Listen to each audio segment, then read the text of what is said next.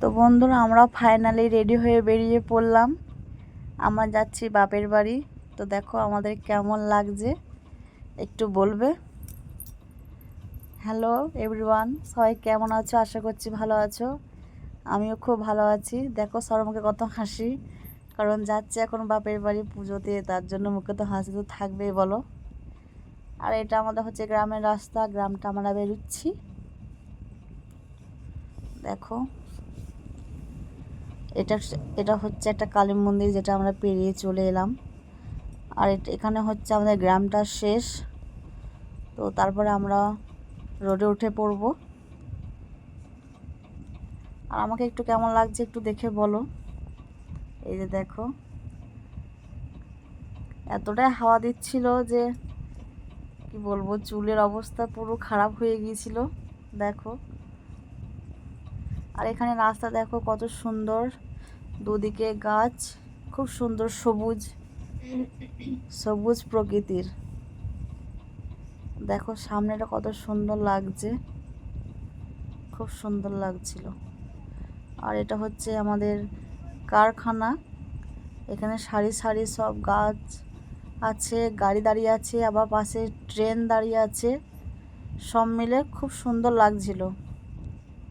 আর আকাশটা খুব সুন্দর লাগছিল বন্ধুরা। দেখো দেখো কত গাড়ি, কারণ সামনে কারখানা, তো তার জন্য কারখানার গাড়িগুলো সব দাঁড়িয়ে আছে। দেখো কত গাড়ি বন্ধুরা।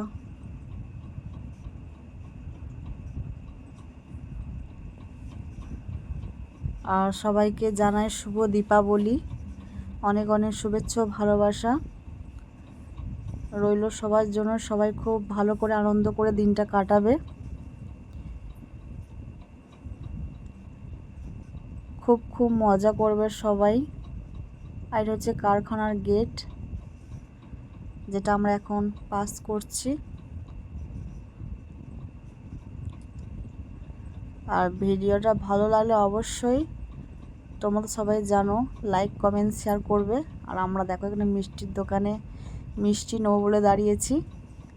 ভাবছি কি মিষ্টি নেবো, তো নিয়ে নিলাম। যা হোক, মিষ্টি নিতে তো হবে।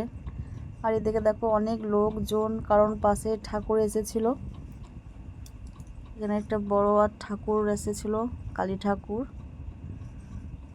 রাস্তা খুবই ভিড় ছিল। আর এখানে দেখো আমাদের মা মন্দিরে এসে গেছে। দেখো সবাই একটু দর্শন করে নাও, মায়ের মূর্তি কত সুন্দর লাগছে। দেখো মাকে নিজের আসনে বসানো হচ্ছে। তো চলো বন্ধুরা, সকলকে জানাই টাটা, সবাই ভালো থেকো।